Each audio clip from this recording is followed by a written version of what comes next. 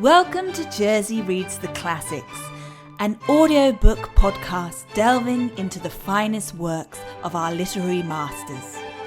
Unfortunately, it's read by this woman. What the hell? Who cares? Let's go on an adventure. Hello, and welcome back to Jersey Reads the Classics with me, your host, Rosa DeCandia. Well, my friends, without any further ado, because I'm not blathering, we are going back to The Wonderful Wizard of Oz by L. Frank Baum. And now we must proceed to Chapter 14, The Winged Monkeys. They're back. Are they back? You will remember, there was no road, not even a pathway between the castle of the Wicked Witch and the Emerald City. When the four travelers went in search of the witch, she had seen them coming, and so she sent the winged monkeys to bring them to her. It was much harder to find their way back through the big fields of buttercups and yellow daisies than it was being carried, of course. They had their own personal handlers. They knew, of course, they must go straight east toward the rising sun, and they started off in the right way. But at noon, when the sun was over their heads, they did not know which was east and which was west, and that was the reason they were lost in the great fields.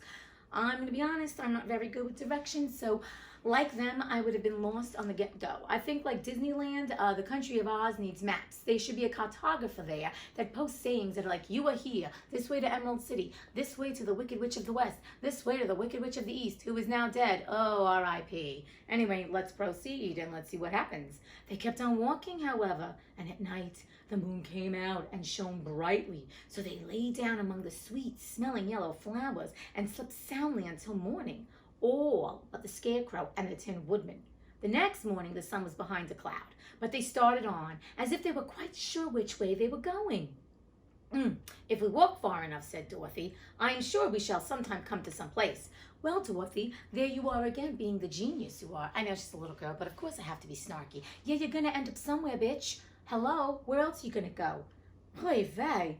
But day by day passed away, and they still saw nothing before them but the scarlet fields. The Scarecrow began to grumble a bit. We have surely lost our way, he said, and unless we find it again in time to reach the Emerald City, I shall never get my brains. That's all he's thinking about, right? He's got no brain, but all he's thinking about is his damn self. That's all I'm saying. Nor I my heart, declared the Tin Woodman. It seems to me I can scarcely wait till I get to Oz, and you must admit this is a very long journey. I gotta admit it's a very long journey. I'm getting tired just with them too. You see, said the Cowardly Lion with the whimper, I haven't the courage to keep tramping forever without getting anywhere at all. I have to agree with the lion there.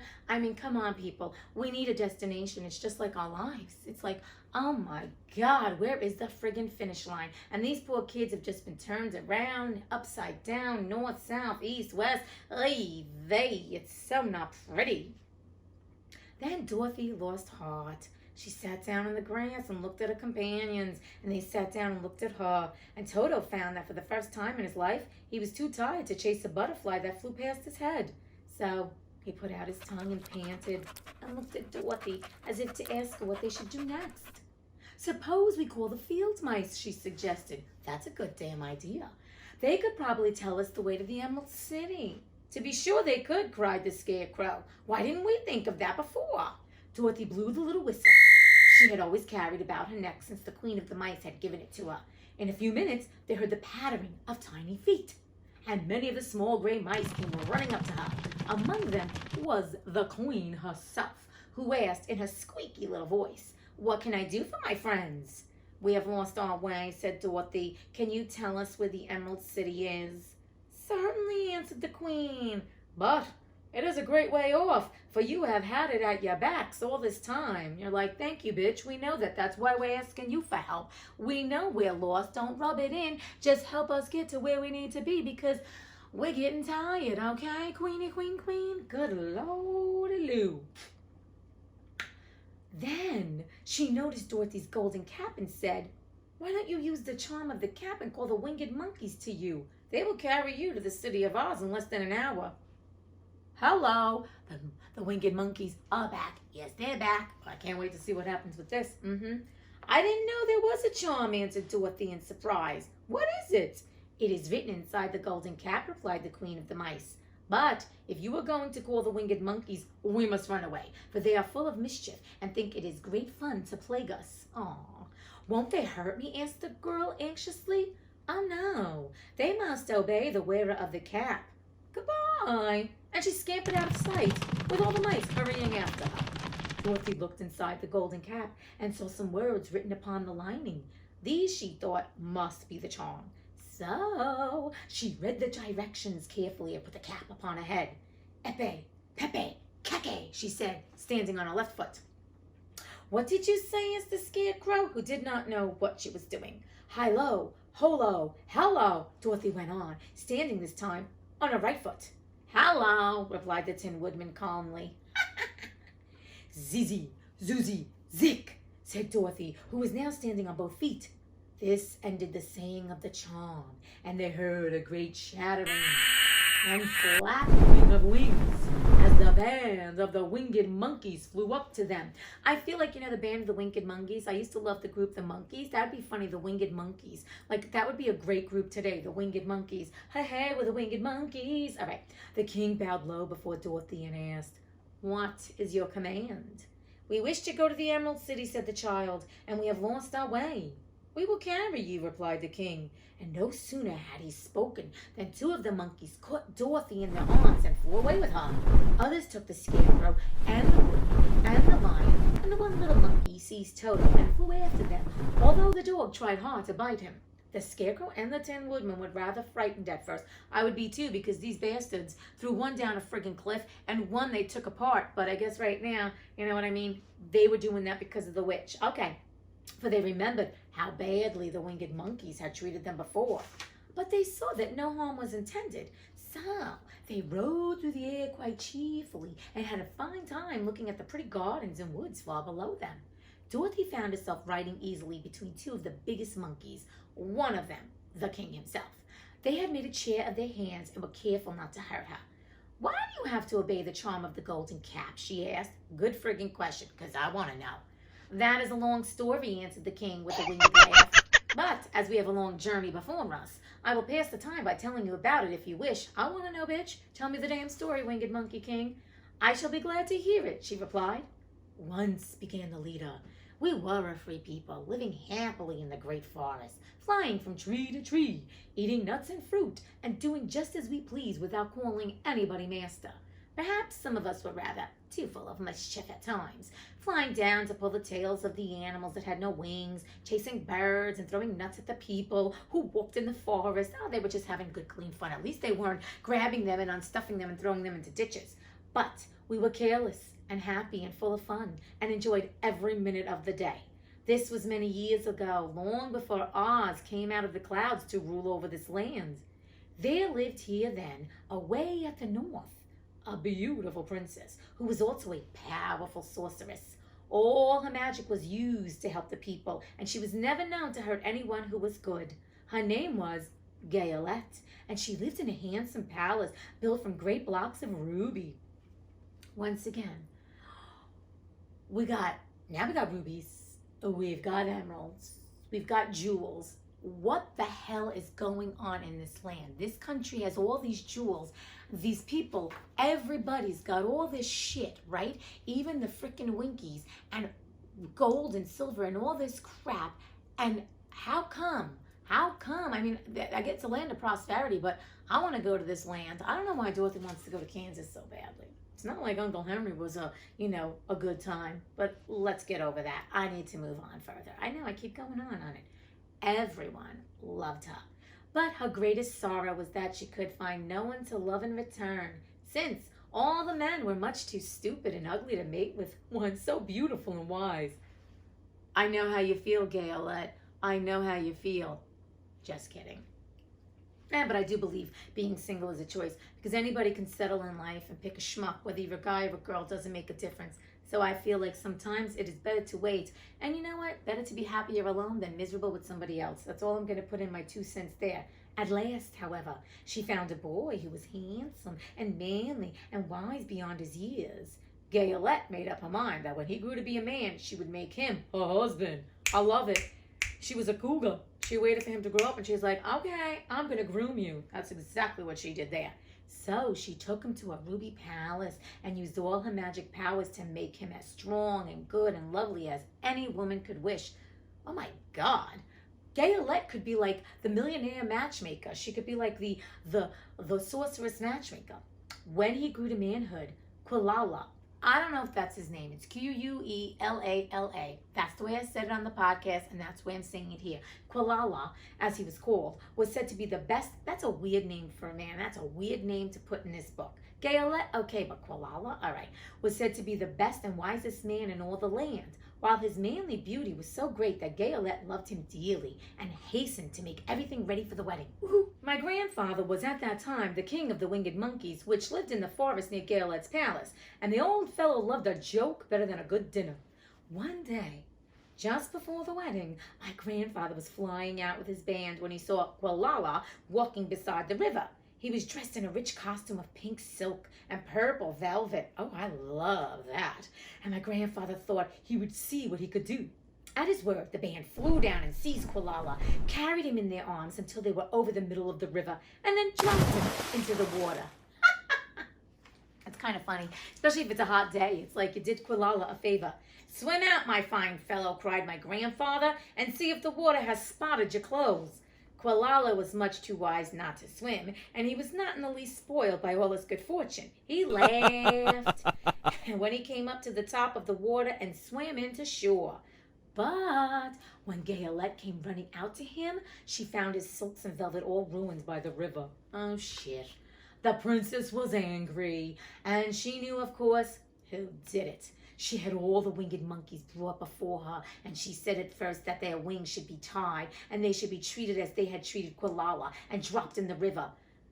That's a little bit harsh, okay, Gayolette? For a woman who was so nice and godly, or not godly, but such a lovely woman, that's a little bit harsh, bitch. I mean, they were just playing around, and Quilala is okay. It wasn't like they threw him in quicksand, okay? You need to calm yourself. Calm yourself, bitch.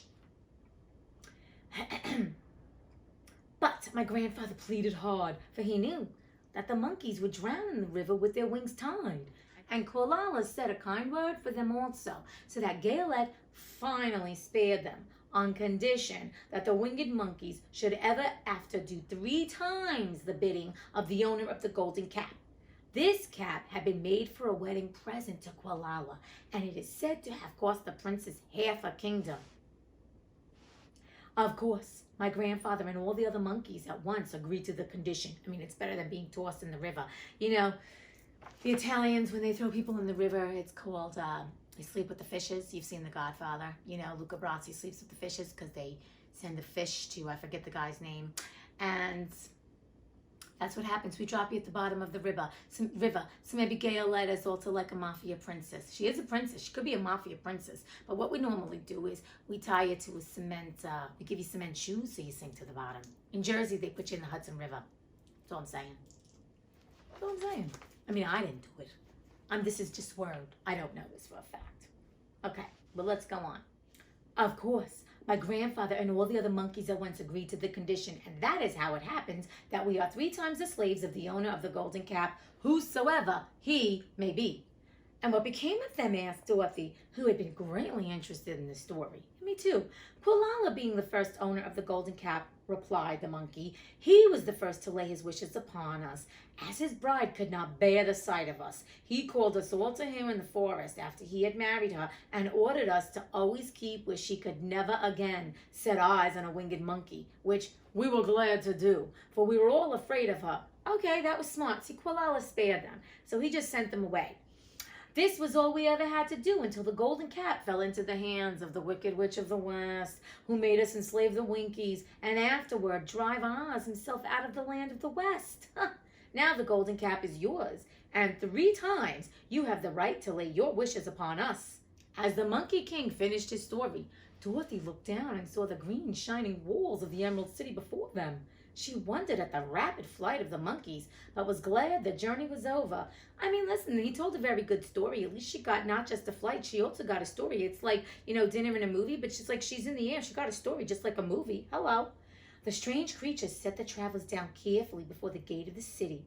The king bowed low to Dorothy and then flew swiftly away, followed by all his band. That was a good ride, said the little girl. Yes, and a quick way out of our troubles, replied the lion. How lucky it was you brought away that wonderful cap. Wasn't that funny?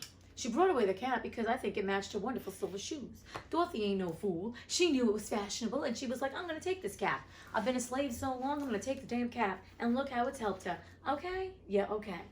Well, the winged monkeys, they're not nasty after all. I love it because in the friggin' movie, they are terrifying.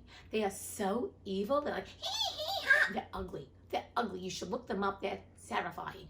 And the witch and the monkeys are horrible. That's all I'm going to say. Still terrifies me. Anyway, I must say, I love that the winged monkeys in this book have redeemed themselves, and their story is quite sad. Everybody's been enslaved. I mean, Gayolette sounds like a real bitch, and here she can't even take a joke. It makes us women look bad. But I love the fact that she carved her own man. All right, that's one thing I could learn from Gayolette. Anyway, I digress. Point is this, my friends. Our little gang has been in trouble and shit out of luck multiple times. But you know what they keep doing? They keep asking for help. Dorothy had the brilliant idea, I'm surprised it wasn't the Tin Woodman or the Scarecrow, to say, why don't we ask the field mice? She remember the Queen said to her how many chapters ago? You call on us whenever you need us.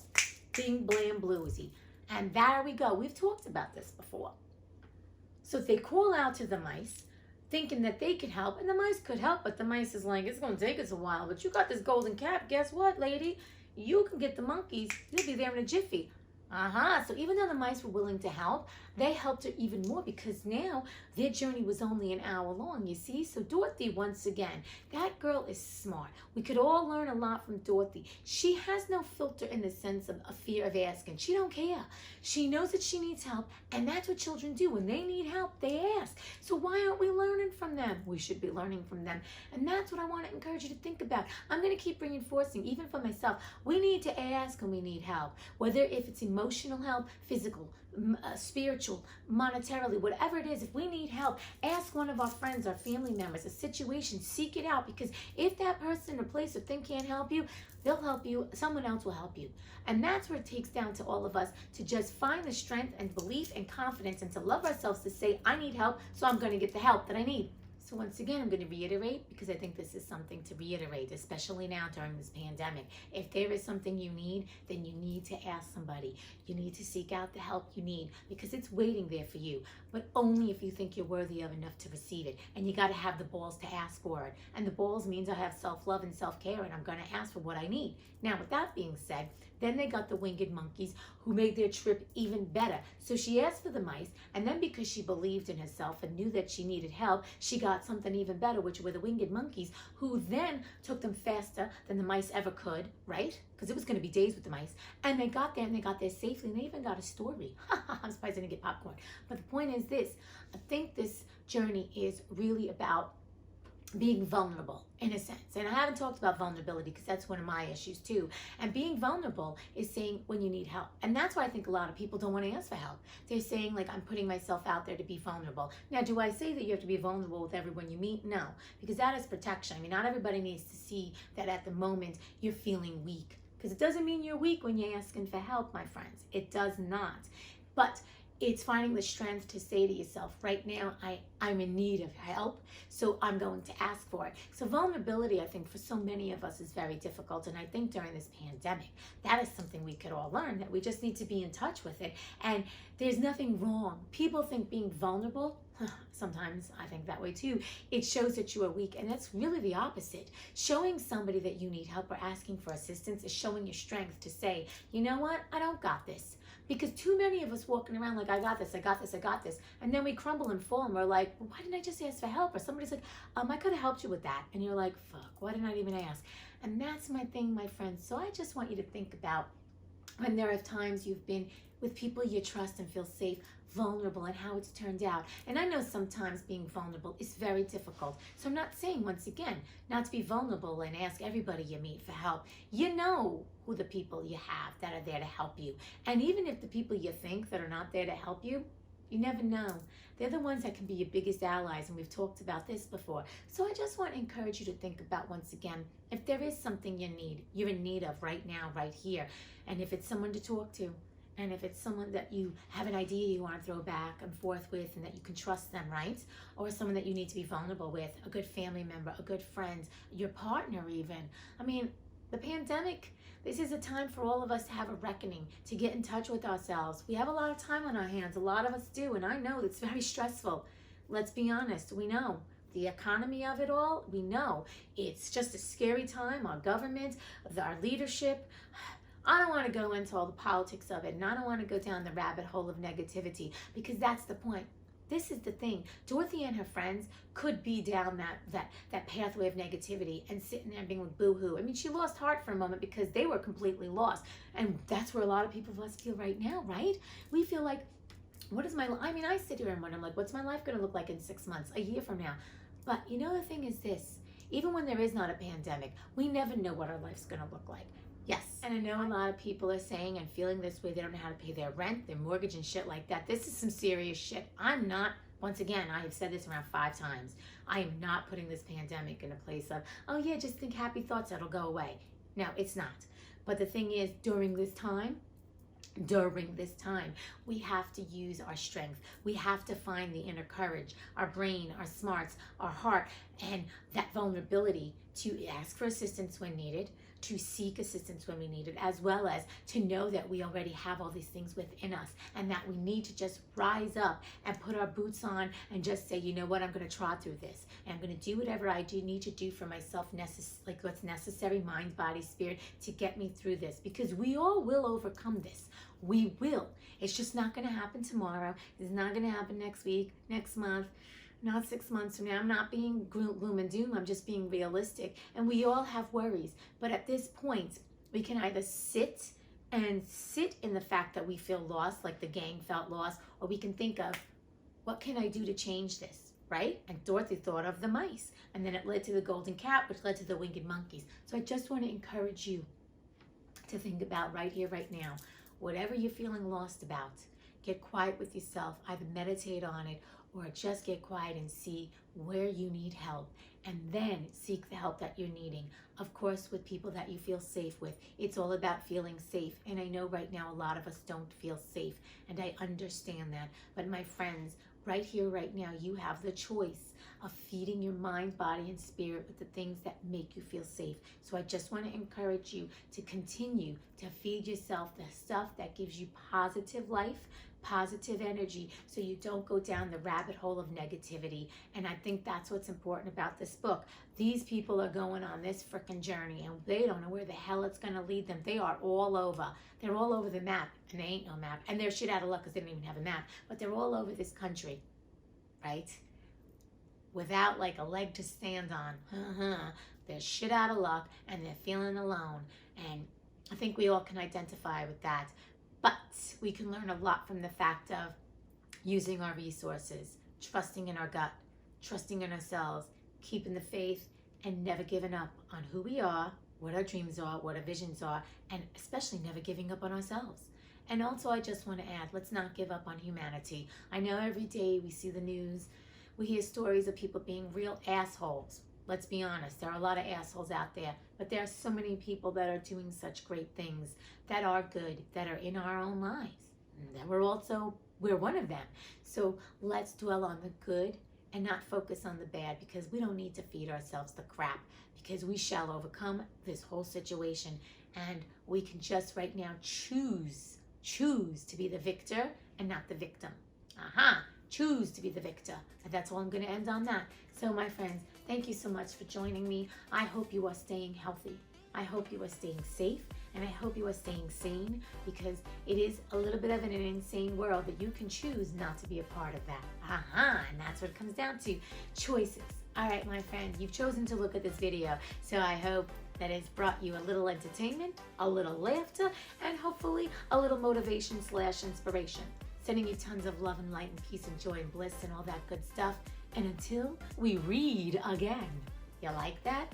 Until we read again. Au revoir. Ciao. Peace.